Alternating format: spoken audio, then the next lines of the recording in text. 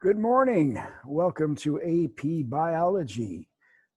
Today I'm going to talk a little bit more about statistical testing. We're going to particularly talk about standard deviation, standard error, and 95% confidence index. But before we get into those, let's just recap where we have been. In the mice tails activity, we started to take a look at some basic central tendencies. The central tendencies have to do with where most of the data is congregated, which is going to be towards the middle or center of our data set. And so we did some basic ones: the mean, the mode, the median, and the range. These are ones you are probably already quite familiar with and probably were not super difficult to calculate. So that could tell us a few things. If your data spread is not too big, if you don't have a large data spread, your range is fairly reasonable. A mean is a good estimate to figure out what the typical size or typical age or typical whatever it is you're interested in is. If you have a bigger range, that's when you want to consider things like mean and mode. Mean and mode are two different ways to sort of look at the more frequent or more common number. It's especially effective if you're dealing with extremes in your data. You've got some really high outliers and you've got some really low outliers that can skew the numbers if you're just doing the mean. So for example, let's say we all work for a company and they report that the average company salary, come work for us, the average company salary is $75,000 a year. Well, that average is based on you making $30,000 a year and all of your fellow employees making $30,000 a year. But me as the CEO, I make $5 million a year. Well, my $5 million a year greatly skews that number to make it look like that our employees are making a lot more money than they actually do make, if that makes some sense. So if you've got a large range, you've got some very strong outliers, mean or mode might be the better technique. If you've got a reasonable range, then you can go with the mean. So that doesn't help us solve our scenario. In our scenario, again, we've got a toxic spill in a local environment by the Acme company. We have researchers telling us that the mice that are in the exposed toxic area are seeing physical changes. One of the physical changes they're noting is the tails appear to be getting shorter, whereas areas that were not exposed to the toxic spill, the mice don't seem to be having the same issue. We are interested in helping the city go to court and force the Acme company to pay restitution and to also pay for remediation. But we need some hard evidence that the toxic spill is actually the cause of what's happening to the field mice. So we need to go into some further stats. And so that's where we're going to go into variance, standard deviation, standard error, and 95% confidence index. So in the standard deviation, let me share my screen here a second. I'm just going to bring up a whiteboard. In our standard deviation, and this, well, the writing on this won't be great. It's hard to control. But standard deviation is S squared. And the formula for standard deviation is we're going to take the sum of the squares.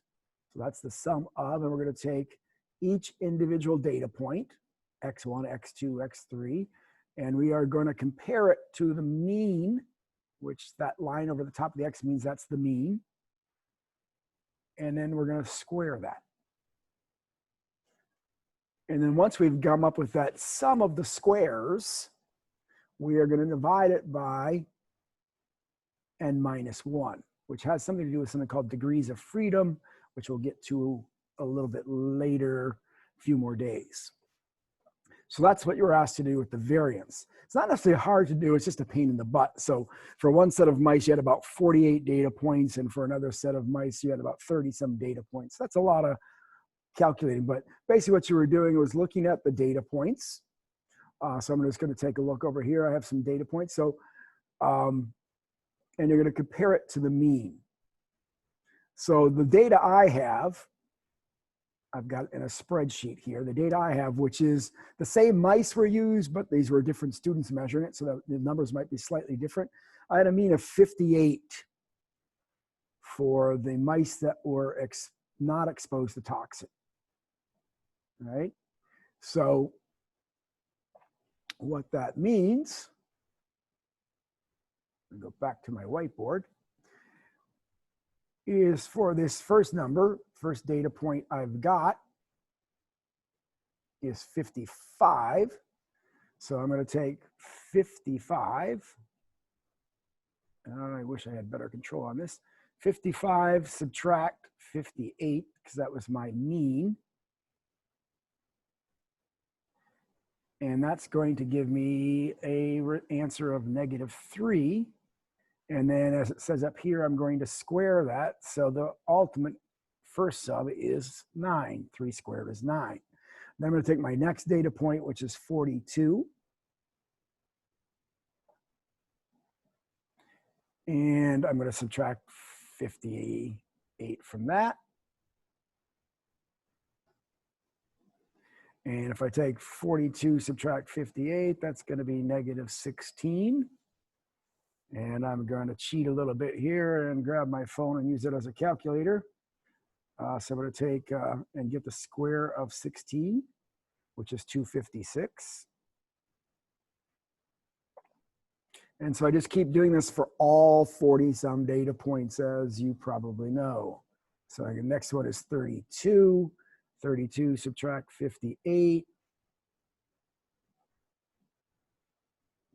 And 32 subtract 58 is going to be 26. Same idea. I'm going to take the square of 26. 676. And I would keep doing that for all the data points. I do that for all the data points. And once I have all the data points, I am going to take all these numbers and add them up and divide by the sample size. So in this case, I think the first sample was 48 data points. So we take 48 minus 1. And so we would take this total divided by 47, and that would give me the variance. And the variances that we got should be in the ballpark of what I'm going to show you here. The variance should have been somewhere in about the 138 range for the non-toxic and about the 228 range for the toxic. And that seemed to be pretty close to what people had in class today. So what does that mean? Right? Well, variance is literally how much variation is there in the population from the mean. The bigger the number, the bigger the spread of possible sizes you could find in this case. The smaller the spread, the less you're going to see in variation in tail sizes. So we're seeing here that the toxic zone has twice the variation in tail zone compared to the normal zone.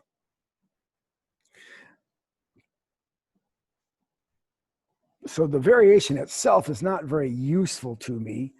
I need to convert that into what's called the standard deviation, because here we're dealing with the square of, which means my units become squared. If I have, if I'm using centimeters or grams or whatever, that becomes squared. So I want to get the units back into their normal state, so I have to take the square root of. So if I take the square root of, I take the square root of s, I get s squared, I get s. And that means I then also need to take the square root of, this. Oh boy, sorry.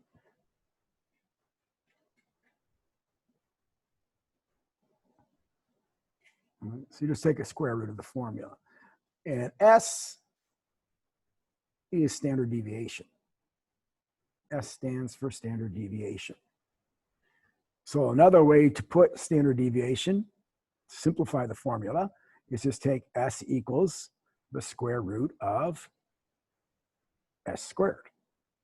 So if you know the standard, if you know the variance, getting the standard deviation is very easy. You just take the square root of the variance. So in the chart here, I just took the square root of 138 and got a standard deviation of 11.76. Here I took the square root of 228 and I got the standard deviation of 15.1. I just took the square root of that unit. So this all comes down to what's called normal distribution. Right? This is all comes down to what's called normal distribution. So in biology, we're studying living things. If you go out and you try to take samples of a population, it is not literally possible to sample every single individual within the population.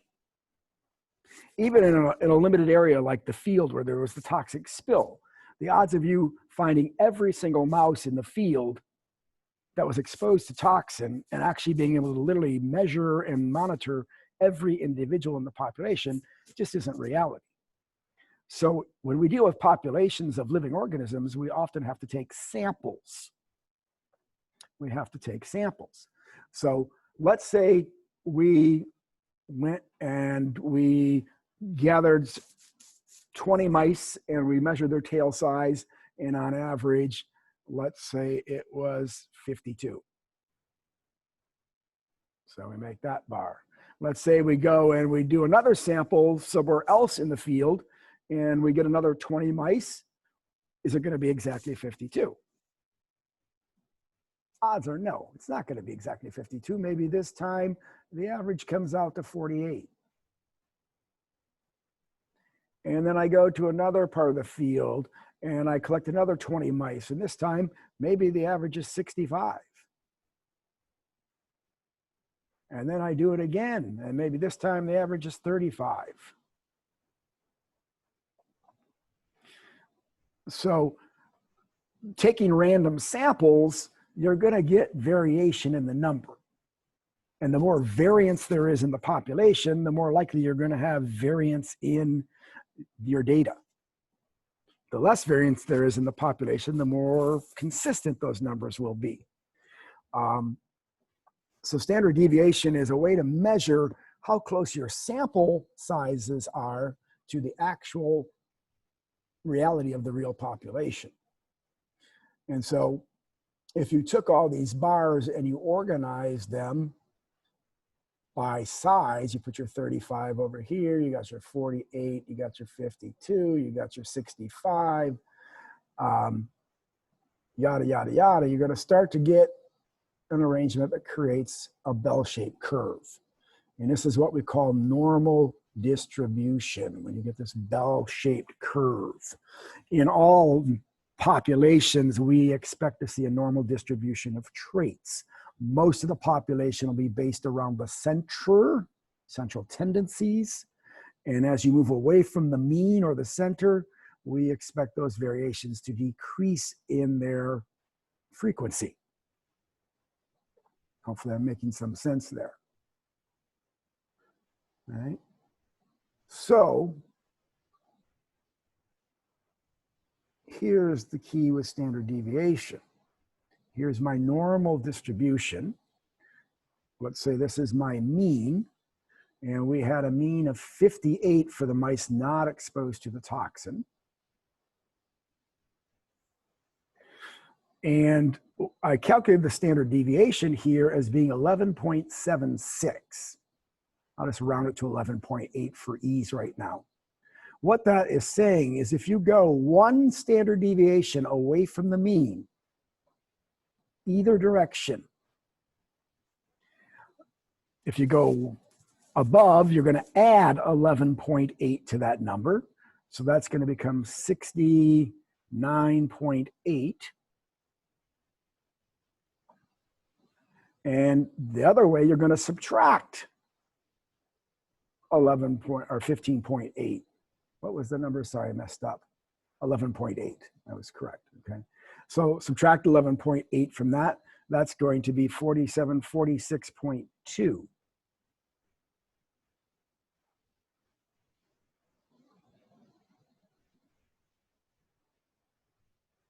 Okay. So what we're saying is 1 standard deviation means that you would expect if the mouse you sample is within 1 standard deviation of the mean, we would expect the tail size to fall somewhere between 46.7 or 46.2 and 69.8. In fact, we know that on average, statistically, about 34.2% will be just above that, and about 34.2% will be in this area, which means a total of just over 68% of your samples should fall within 1 standard deviation of the mean. So every time you catch a new mouse and you measure its tail, 68.4% of the time we would expect that tail to fall within 1 deviation, which is 46.2 to 69.8. If you go out 2 deviations, go out 2 standard deviations, you still add the same number, 11.8. So 11.8 over here is going to be 81.6, I think. Don't call me out on my math. And over here, we're going to subtract 11.8. So that's going to be 34.4.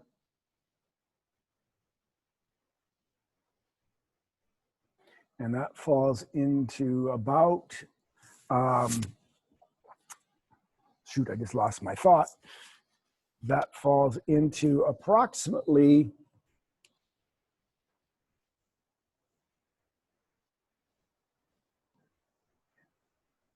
oh my gosh, I'm blanking on the number all of a sudden. Sorry. Anyway, that falls into about a 13.6. I don't know why 17 was sticking in my brain, but I knew it wasn't 17. So that falls into about a 13.6% range, which that, if you add all 4 numbers together, that's a little over 95%. I think it's like 95.2 or 4, one of those. So what that means is if you sample any mouse and measure its tail, there's a 95% chance it should fall within 2 standard deviations. We would expect that tail to be somewhere between 34.4 millimeters and 81.6 millimeters. And this holds true for most populations and for most characteristics. That means the chance that you lie outside that area, that you lie way over here to this extreme, or you lie way over here to this extreme, total, that's about 5%. About 2.5% are outliers that are much smaller than you would expect. And about 2.5% are outliers that are much larger than you would expect. That 5%, 2.5 and 2.5, that 5% we're going to see later is really significant because that's the cutoff value for all statistical tests. If your statistical test falls below 5%, you reject it because that means you are dealing outside the norm. You are no longer in a normal distribution. So failure to get 5% means you're outside the norm, and this is not a valid claim. If you can get even 6%, that's going to put you at least in the ballpark of the norm. And so that's the threshold you have to meet on your statistical testing is 5%. That's the threshold we've got to meet. So you're going to see as we move forward that 5% is a really key number. So if this was human height, I don't know the exact numbers, but let's say we're looking at male humans. Let's say the mean was 5'9". Well, we would expect 68% of all men on the planet to fall within 1 deviation of 5'9". We would expect 95% of all males on the planet to fall within 2 deviations of 5'9". A very small number would be above that. Very small number are going to be 7 foot. Very small number are going to be 4 foot something without any type of genetic disorder. Those are going to be the outliers, the extremes. Hopefully that's making some sense. So we want to know standard deviation because it helps us predict where things should fall, and it helps us determine who the outliers are. Whew. So the calculations themselves, again, are not very difficult. So if we take standard deviation for mouse tails, because we did the variance, we can just simply do the square root of the variance. Now, your numbers might be slightly different. I'm not worried on this assignment that your numbers are exactly on. I will be normally, but right now I'm just worried that you understand the process, can follow the process.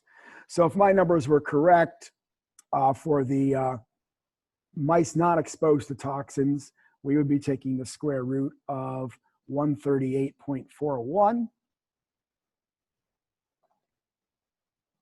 Sorry again, terrible writing with this thing. And if I take the square root of 138.41, that comes out to what we were just using, 11.76. That's one deviation from the mean. Vice versa, if I do it for those exposed to the toxin, S is going to be the square root of variance, which in that case was 228.3.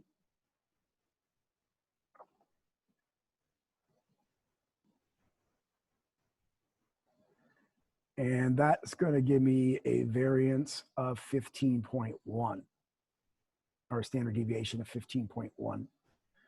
So I can see there's a larger variation going on with those in the toxic field. So if you think about that curve is going to move based on the amount of variance you have in the population. If you have a very small variance, a low variance, that curve is going to tighten up and get much taller. But if you have a huge variance in the population, that curve is going to spread and get flatter and flatter and flatter. So based on this data, we're seeing more variance, more deviation from the mean in the toxic mice than we're seeing in the non-toxic mice. Doesn't prove anything yet, but it's leading that way. So once we know what the standard deviation is, we can do two other calculations. The next one is the standard error, right? And standard error is measuring how close your samples are to the actual expected mean. And so to get the standard error, you are taking the standard deviation and dividing it by the square root of the sample size. And you're taking the standard deviation and you are calculating it by dividing by the square of the sample size. So if I do that over here, standard error, and you'll see why we're going to do this in a minute. Standard error is going to take, and again, I'm going to grab a calculator. I'm taking 11 point, so I believe my first sample size was, let me see what my sample size actually was for this particular group. I'm just going to let the computer count it for me. All right. And so that is 54 to, so I had 51 in this particular sample, okay?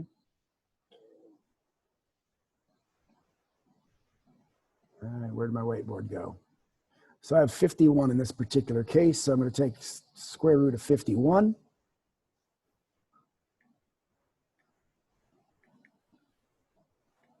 Which is 7.14. So I'm going to take this 11.76 and I'm going to divide it by 7.14, which is the square root of the sample size. So if I do that, I get 11.76 divided by 7.14 and I get 1.64. If I round it 1.65. So I have a standard error of 1.65 for that one. And if I do the same over here, I had a different sample size. So let me take a look at that real quick. I had 42. I had a sample size of 37 for that one. So take the square root of 37. That's 6.08. So I'm going to take 15.11 divided by 6.08.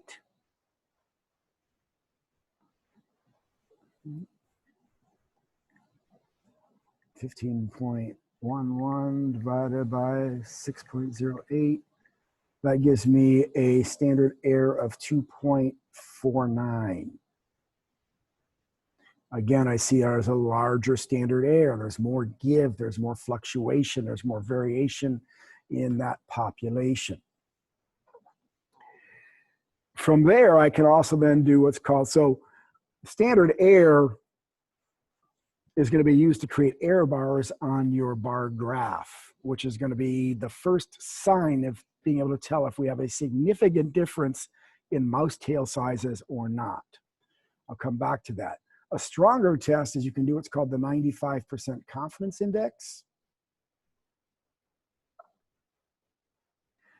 And technically it's 1.98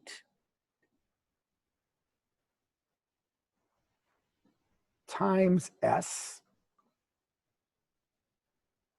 divided by the square root of n, which notice that's the formula for standard error. So basically take your standard error and multiply by 1.98.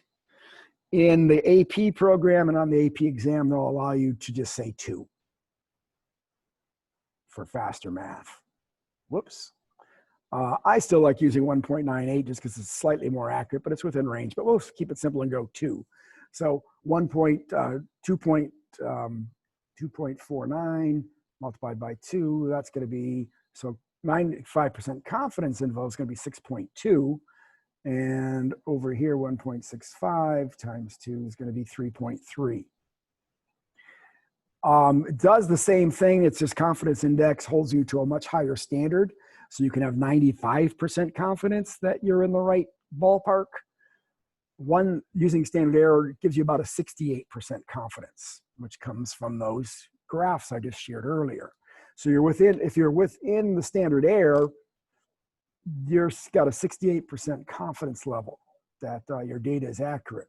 If you're within the 95% confidence indice, you can have about a 95% confidence that you are there. Almost done.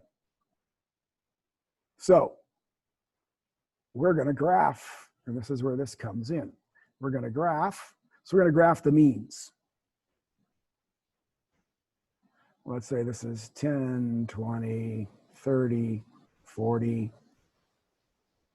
50. And the means were 58 and 28. All right, 60. I got to add to that. Okay, so this is 58. And it was 28. So those are my means. So there's a difference. I can physically see a difference, but is it a significant difference? This is where the error bars come in, right? So my standard error, I shouldn't have erased that too quick. My standard error was 1.65, if I remember right. I hope I remember right. So that means I'm going to add 1.65. That would be 59.65. So the bar is going to go up to that level on the graph. And I'm going to subtract 1.65. And so that's going to go down that far. And then over here, we had a different standard error. It was about 2.5 or something of that sort. So this is going to go up to 30.5. And it's going to drop down to 25.5. And so those are what we call error bars. You just add and subtract it to the mean. The key here is this error bar and this error bar do not overlap. There's a space in here. There's no overlap. That is the first sign that you have a significant difference. This is the first indication that, yes, something's going on here. There's a significant difference between the mice exposed to the toxin and the mice not exposed to the toxin. It's only an indication, it's not a confirmation. It's only an indication, not a confirmation. We now would then move to what's called a t-test to do a confirmation, but that's going to come later, not today. If you were to create the graph and the error bars did overlap, so say this was the error bar here and this was the error bar here, and you do have overlap between your error bars, that is a strong indication that there is no significant difference. That any difference you're seeing is simply due to chance, just random chance, luck. So that's why we're interested in standard deviation and standard error, because it gives us the first indication as to whether you have a significant difference in the data or not. Is this due to normal distribution and normal spread? This graph over here says, yes, the difference is just simply due to normal distribution and normal spread. This is saying, no, this is not just chance sampling. This is not just due to random sampling. This is not just due to chance. There's something going on here. Now you can do the exact same thing with the confidence index. You're just going to create much larger bars. And if the larger bars, the confidence index bars don't overlap, you could be 95% confidence there's a significant difference. With this one, I could be about 68% confidence that there's a significant difference. 68% confident there is no difference. Or 95%, if I do the confidence index bars, you just do the same thing, you're going to end up with a longer bar. I can be 95% confident that there's probably a significant difference. Here I can be 95% confident there's probably no significant difference. So there's no pro or con to standard of error versus 95% confidence index. Outside of 95% confidence index sets a higher standard for the data to be accepted. So that hopefully gives you a good overview of what we're talking about. You'll need to go in and finish all of this on the mousetails activity and either enter it directly into the document and submit the document, or if you do it by hand, take a photo of your document and upload the photos, but it all has to go into Google Classroom, please. Okay, so you're going to move on to the next assignment. The next assignment coming up is, I'm just double checking to make sure I don't get the numbers wrong. You're going to be moving on to ST3, which is standard deviation and variance. That one you're still going to do by hand.